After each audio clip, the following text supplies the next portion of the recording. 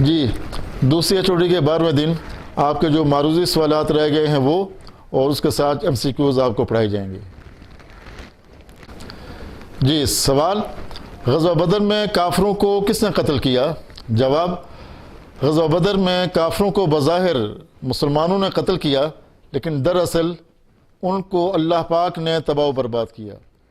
سوال، غزوہ بدر میں اللہ تعالیٰ نے مسلمانوں پر انعامات کیوں کیے؟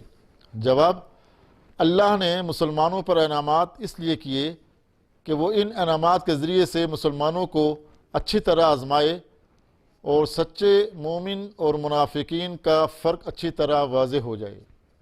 سوال، کافروں کو مخاطب کر کے اس قول سے اللہ تعالیٰ کی کیا مراد ہے کہ تم فتح چاہتے تھے سو فتح آ چکی؟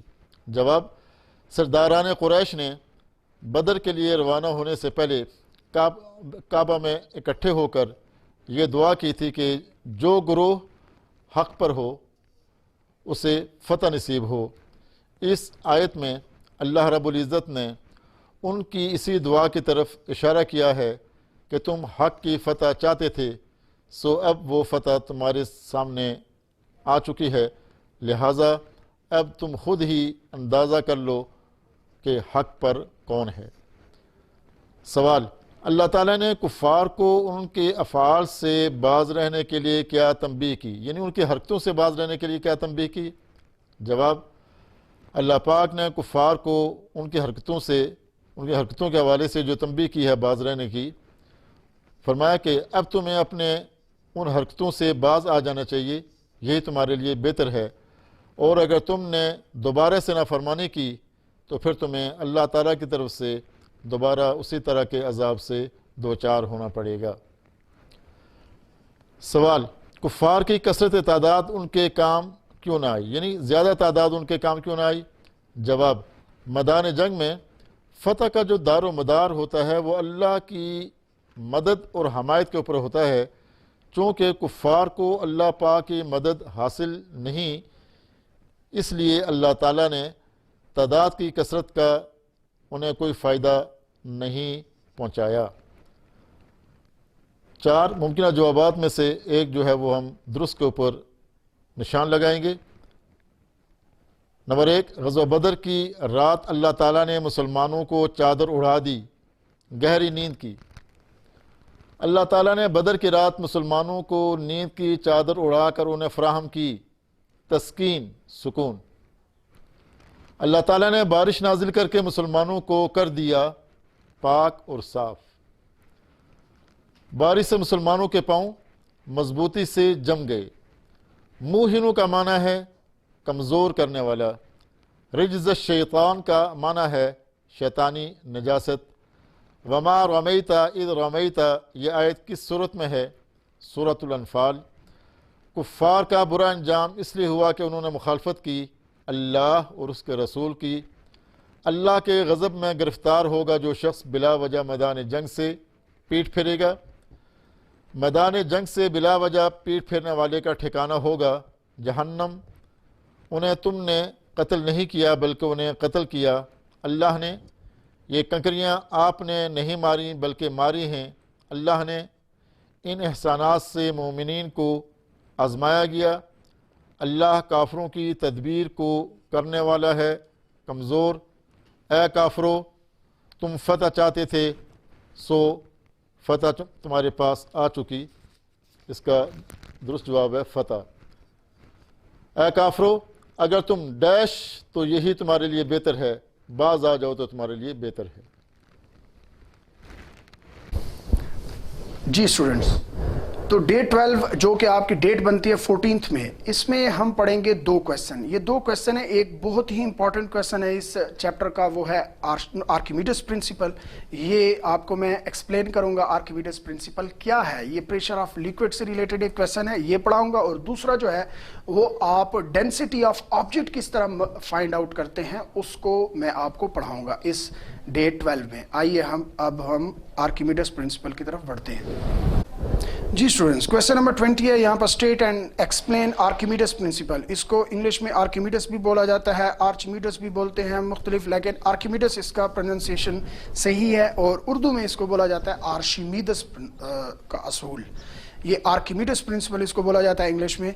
तो ये आर्किमिडीज प्रिंसिपल की स्टेटमेंट है कि वो जो साइंटिस्ट था, जो एक ग्रीक साइंटिस्ट था, जिसका जो है जिसने ये असूल बताया था पानी के अंदर क्या होता है, कोई भी ऑब्जेक्ट उसके अंदर अगर पार्शियली आधा या मुकम्मल तौर पे डूब जाए तो उसके साथ क्या होता है। When an object is totally और partially immersed in a liquid, जब कोई जिस्म पानी के अंदर मुकम्मल तौर पे या आधा डूब जाए, N up thrust acts on it, तो एक थ्रस्ट उसके ऊपर लगता है जो पानी की तरफ से उसको ऊपर की तरफ उछालता है, is equal to the weight of the liquid it displays। ये कैसे होता है? ये जब भी जिस्म पानी के अंदर जाता है, जैसा कि स्विमिंग पूल में एक अगर बच्चा छलांग लगाता है तो जितना वो पानी को उछालेगा उतना ही उसके ऊपर थ्रस्ट लगेगा, अप थ्रस्ट लगेगा, जो उसको पानी की सरफेस की तरफ, टॉप की तरफ उसको लेकर आता है। ये दोनों बराबर होते हैं। ये आर्किमिडीज प्रिंसिपल है, जो कि वैसे तो पानी के अंदर ये असूल था, लेकिन ये असूल बताया इस साइंटिस्ट ने था, आर्किमिडीज प्रिंसिपल इसको कहा जाता है। इसके एक्सप्लेनेशन की तरफ बढ़ते हैं।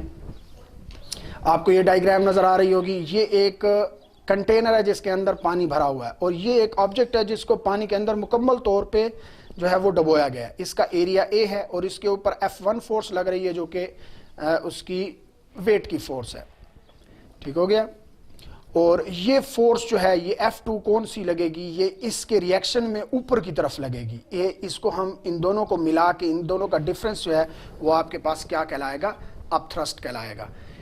Consider a solid cylinder of cross sectional area A and height h। ये उसकी अपनी हाइट h है, जो कि कांस्टेंट उसकी हाइट होगी, चेंज नहीं होगी, पानी के अंदर भी वही रहेगी, पानी से बाहर भी वही रहेगी। Immersed in a liquid as shown in figure. Late h1, ये जो हाइट h1 है जो पानी के अंदर मुकम्मल तौर पे डूबा हुआ, तो उसके ऊपर भी तो पानी की कुछ हिस्सा है, तो उसकी हाइट h1 है।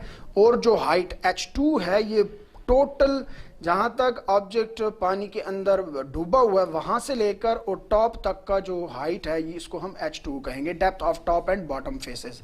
Then h2 minus h1 is equal to h।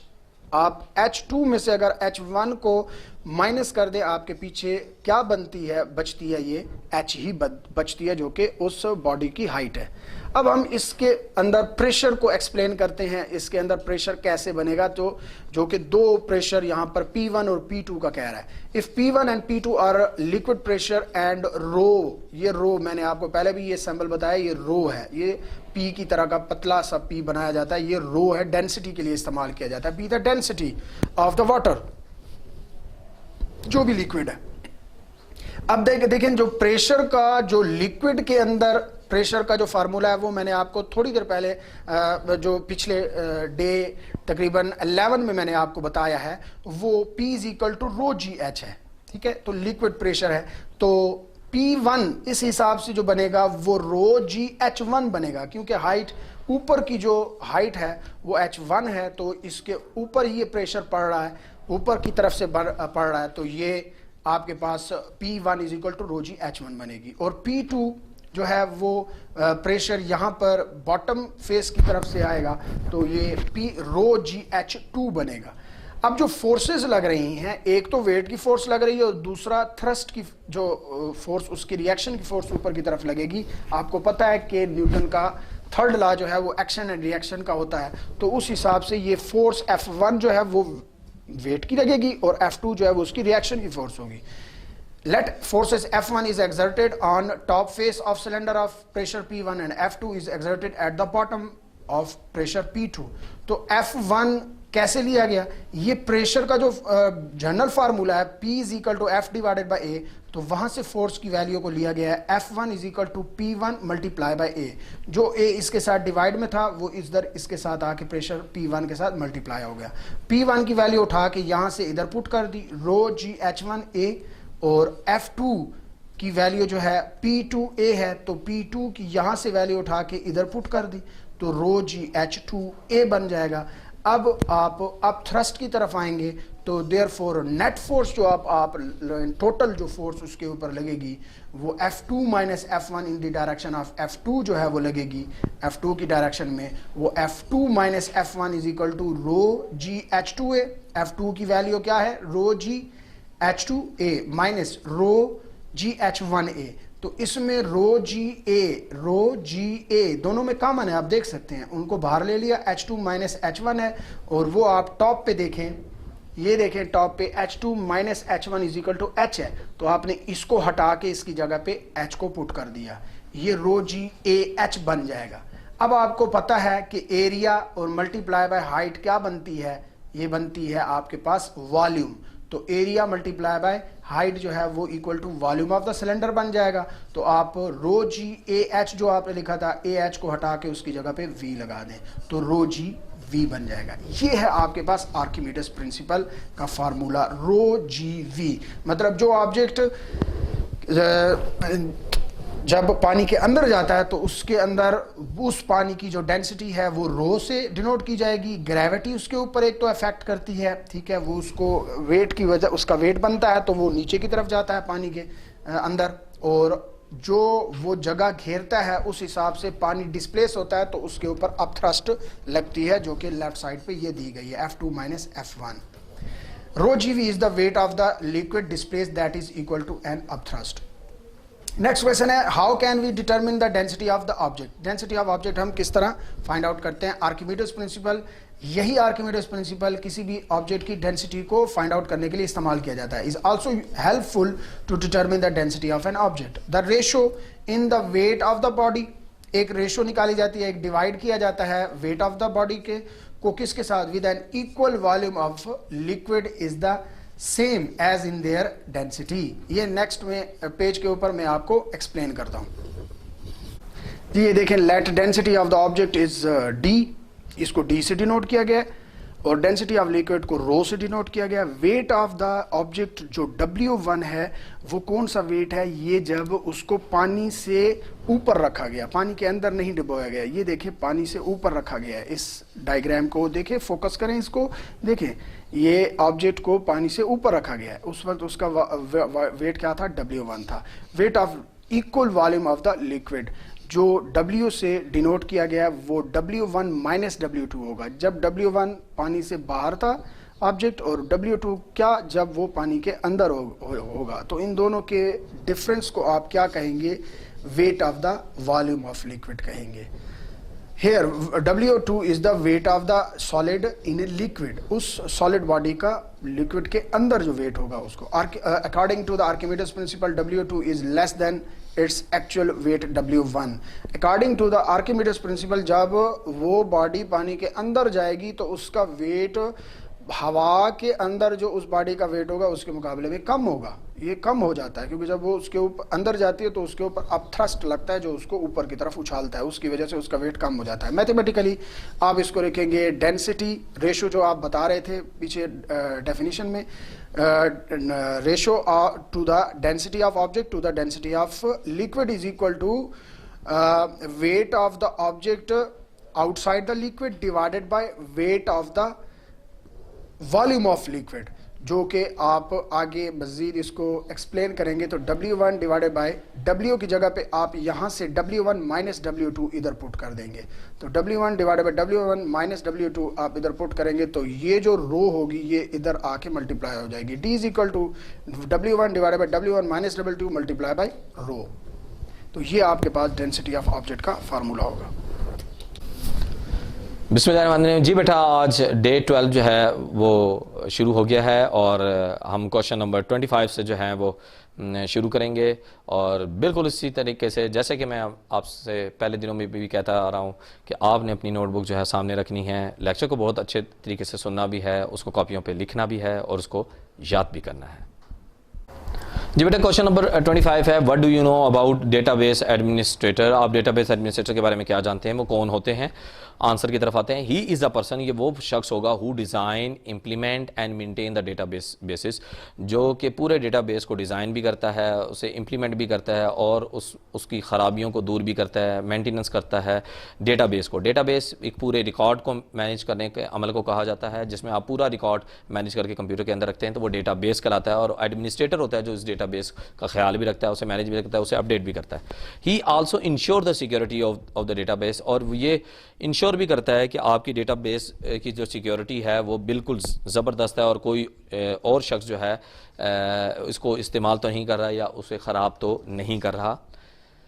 Question number 26 کی طرف آتے ہیں. Right about the working of web designer.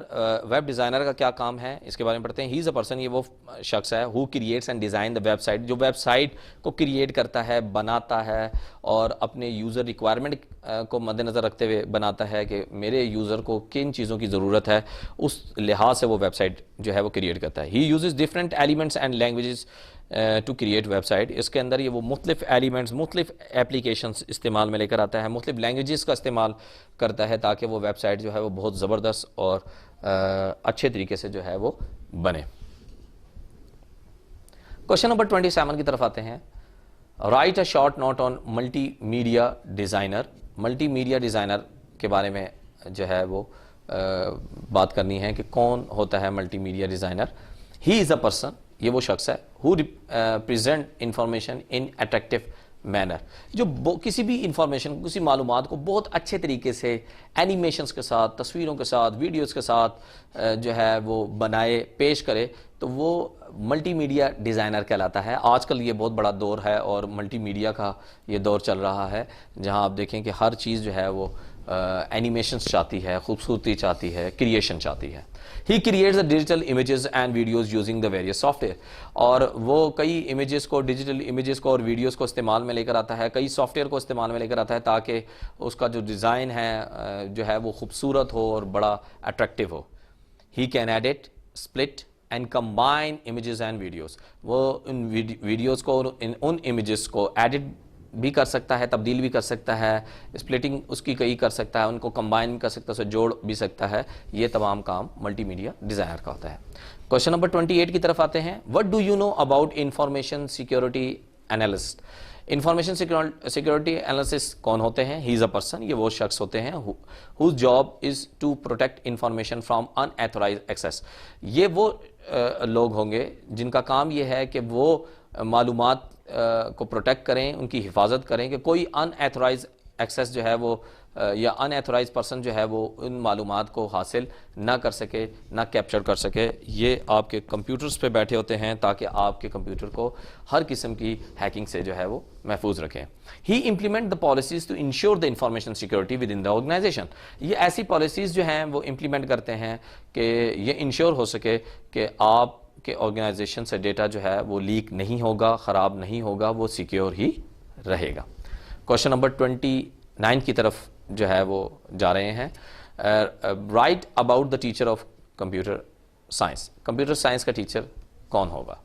He is a person who teach the subject of the computer science to student. یہ وہ شخص ہوگا جو کہ کمپیوٹر سائنس کے سبجیکٹ کو بچوں کو پڑھائے گا.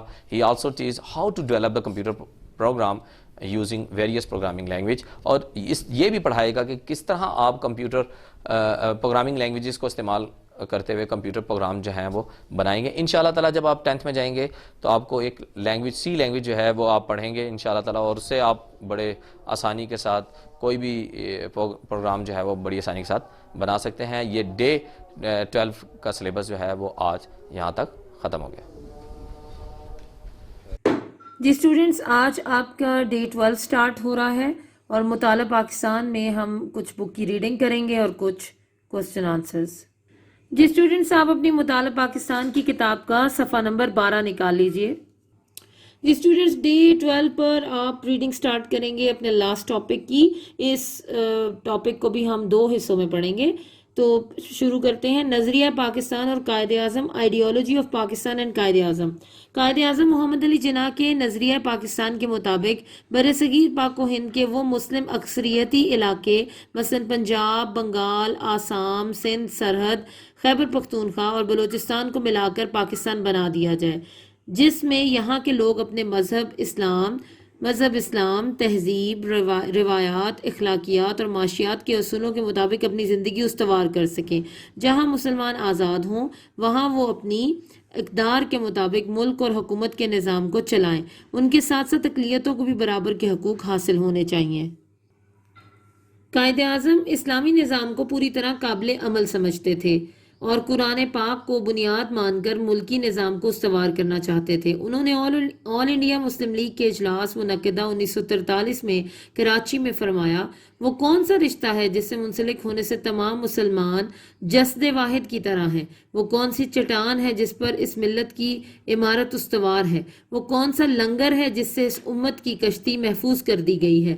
وہ رشتہ، وہ چٹان، وہ لنگر خدا تعالیٰ کی کتاب قرآن مجید ہے۔ یہ کچھ ایسے ہی بچے کسی نے مس پرنٹ کیا ہوا ہے، اوپر کچھ لکھا ہے تو یہ میں ریڈنگ نیچے سے دیکھ کر رہی ہوں۔ وہ لنگر خدا تعالیٰ کی کتاب قرآن مجید ہے۔ مارچ 1944 میں طلبہ سے مخاطب ہوتے ہوئے آپ نے فرمایا، ہمارا رہنما اسلام ہے اور یہی ہماری زندگی کا مکمل ضابطہ ہے۔ ہمارا رہنما اسلام ہے اور یہی ہماری زندگی کا مکمل ضابطہ ہے۔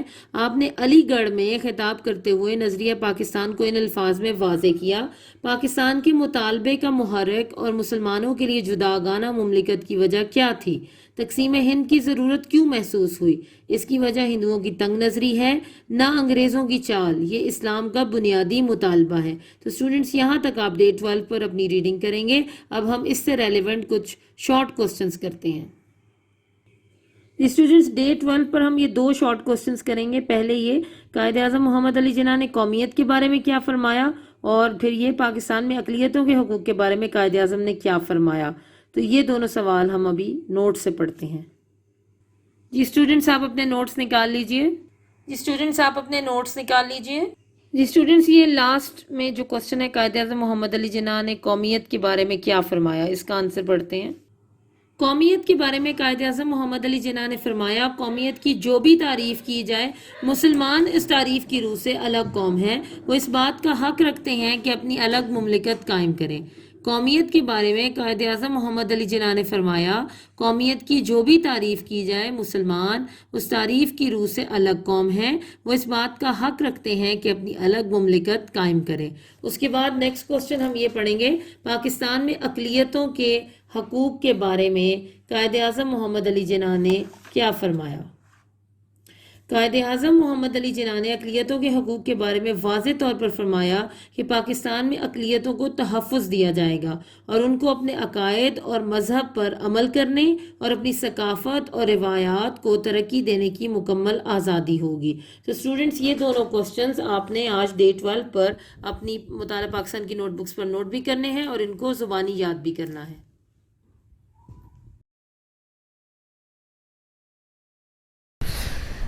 So, day 12 of your biology class, welcome back, and we are advancing towards complexity of life from simple level, and I hope you have well prepared your yesterday's lecture. Now starts next step of levels of organization. Dear students, in topic levels of organization, previous جو ہم discuss کر چکے ہیں، میں آج اس تمام کو آج سم اپ کرتی ہوں۔ تو ہم نے شروع کیا تھا subatomic level to elements, to bio elements, then biomolecules, organelles, cell, tissue, organ and organ system. تو آج کا جو ٹاپک ہے وہ انڈیویژل لیول ہے۔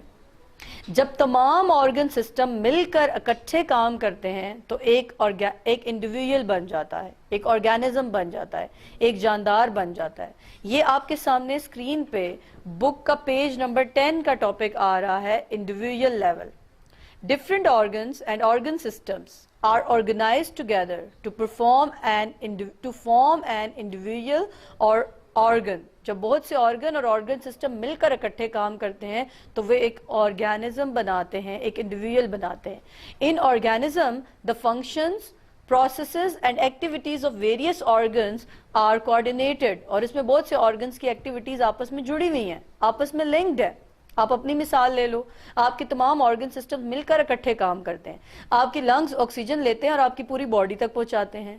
آپ کی ڈائجسٹو سسٹم میں آپ فوڈ لیتے ہو اور وہ پوری باڈی کو انرجی دیتا ہے, اور اس طرح مل کر آپ کام کرتے ہو. For example, when a man is engaged in continuous hard work and exercise, not only his muscles are working but also there is an increase in the rate of respiration and heartbeat. جیسے کہ آپ heavy physical activity کرتے ہو تو آپ کی heart beat increase ہوتی ہے اور آپ کی سانس تیز ہوتی ہے, کیونکہ آپ کے دو سسٹم اکٹھے مل کر کام کر رہے ہوتے ہیں, respiratory system and circulatory system. تو اسٹوڈینٹس, آپ نے یہ ٹاپک یہاں سے یاد کرنا ہے اور یہ یہیں سے آپ نے لکھنا ہے.